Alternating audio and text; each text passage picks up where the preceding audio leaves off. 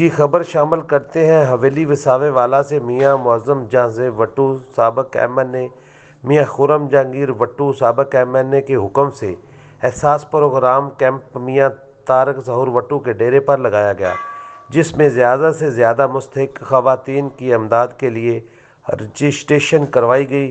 मियां तारक ज़हूर वट्टू हाफ़िज़ इम्तियाज़ अहमद वट्टू ने कैंप की भरपूर सुपरविजन की और टीम के इंचार्ज मोहम्मद मुजाहिद ने उनकी टीम ने भी भरपूर ताउन किया। Report Mohammad Asgar Ali Rahmani, bureau chief, उकाड़ा। जी।